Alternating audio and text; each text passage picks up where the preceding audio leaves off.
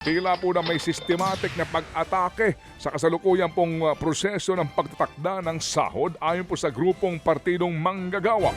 Sa programang ito, isiniwalat po ni Partido Manggagawa Chairman Rene Magtubo na merong panibagong petisyon sa hukuman sa Navotas na humihiling din ng temporary restraining order kontra po naman sa pagpapatupad ng 85 pesos na wage hike sa Metro Manila. Ito nga po yung kasunod ng paglalabas po ng isang hukuman sa Pasig ng TRO sa wage order dahil daw sa inihaing petisyon ng dalawang malaking construction companies. Ayon kay Magtubo, kung may apilaho naman sa desisyon ng wage board, ang mga employer ay dapat itong dalhin sa National Wages and Productivity Commission o NWPC. Anya, labag nga sa Labor Code ang anumampong injunction o TRO laban sa proseso ng mga wage board at NWPC sa pagtatakda ng kaukulang sahod sa bawat rehiyon. Ginawang civil case yung usapin sa sweldo. Ang tingin namin parang meron ng systematic na na atake dito ang mga employers para alisin sa Regional Wage Board at NWPC yung process of fixing wages. Na kung saan kasama naman yung representative nila na nag-decide doon sa mga sa proseso na ginawang labor consultation, public hearing. Yan po ang tinig ni Rene Magtubo, ang chairperson po naman ng Partidong Manggagawa. Samantala, pinag-aaralan po ng palasyo ang rekomendasyon para sa 20 pesos kada litrong fuel subsidy. Ayon kay Palace Press Officer Attorney Claire Castro, kailangan munang magpulong ng DOTR, Office of the President at Economic Team para mahanapan ito ng solusyon. Ayon kay LTFRB Chairman Vigor Mendoza, nasa 4.5 billion pesos ang kakailanganin na pondo sa pagpapatupad ng 20 pesos na fuel subsidy sa loob po yan ng isang buwan. Habang tinatalakay pa ito, patuloy pa rin gumugulong ang 10 pisong fuel discount. Kasunod po ng inanunsyong tigil pasada ng Manibela para manawagan ng taas pasahe, idiniini Castro na hindi rally ang solusyon sa hinaing ng transport workers kundi mapayapang dialogo. Samantala po naman target daw ng Agriculture Department na maglaro sa 47 hanggang 50 pesos ang retail price ng bigas.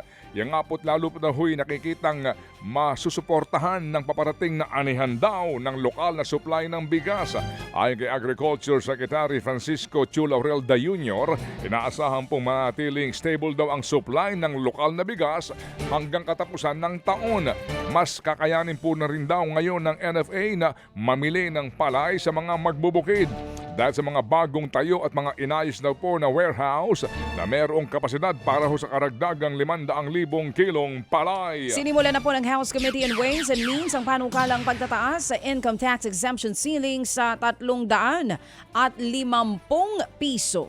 Sa briefing po, isinulong ng Department of Finance and Tax Reform na tinawag itong progress. Kasama rito ang pag-amyenda sa income tax exemption at pagtanggal po ng 2% minimum corporate income tax para nga sa maliliit na negosyo. Para mabawi ang mawawalang kita rito, iminungkahi naman po ng FOR na taasan ng buwis sa sweetened beverages, e-cigarettes sa distilled spirits. Papatawan din ito ng excise tax sa mga single-use plastic. Isinusulong din itong taasan ng buwis sa mga mamahaling sasakyan, mga yate at aircraft, maging sa mga alahas at pabango. Umaasa pong Pangulong Bongbong Marcos Jr. na maipasa ng Kongreso ngayong taon ang isinusulong niyang reforma sa buwis. Pati ho pabango daw ho, bubuwisan po na mas mataas at may mga bali-balita daw po na pati daw ho yung road users tax ay sinisilip na rin para daw ho sa posibilidad ng pagtataas sa singil ng buwis sa ating pagpaparehistro ng ating mga auto. Buwis pa more! Samantala po, sinusulong po naman ng Senado ang isang pagdinig kaugnay po ng paglahok ng Pilipinas sa Pax Silica. Layon po ng pagdinig na alamin ang potensyal na epekto ng inisyatibong ito sa ating ekonomiya, mga komunidad, rehiyon at buong kapuluan. Kailangan din daw hong maliwanag kung tunay nga pong makikinabang ang mga Pilipino sa naturang proyekto. Tiniyak naman ng BCDA na handa itong lumahok sa patas at transparent na diskusyon tungkol sa Pax Silica kung matutuloy daw ang pagdinig sa Senado. Samantala mga kapatid, sa mga balita po sa labas ng bansa. Mga kapatid, sa oras nga po na alas 6:53 ng magandang Wednesday morning sa ilang pang balita. Daan-daang motorcycle taxi riders po naman ang nagprotesta sa tanggapan po ng LTFRB sa Quezon City. Panawagan nila huwag na pong ituloy daw ang balaking limitahan ang bilang ng mga riders sa mga motorcycle taxi app.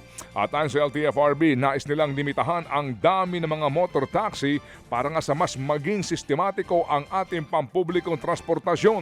At para nga daw simulan niyan, inoobliga po ng LTFRB ang mga motorcycle riders o motorcycle ride-hailing app na platform na muling magparehistro sa ahensya simula bukas.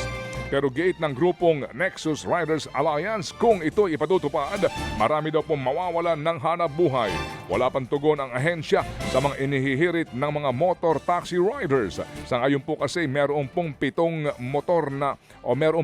motor taxi platform na pinahintulutang makapag-operate sa bansa. Mga kapatid, patuloy po kayong tumutok sa 105.9 True FM para sa totoong balita, impormasyon, music and entertainment. Mag-subscribe sa aming YouTube channel at podcast at sundan nyo kami sa Facebook, Instagram, X at TikTok sa True Network PH. Bisitahin din po ang aming official website, truefm.ph. At panoorin din kami sa True TV Signal, Channel 19. Kami po ang 105.9 True FM. Laging true sa'yo, kapatid. Dito tayo sa totoo, tunay at tapat.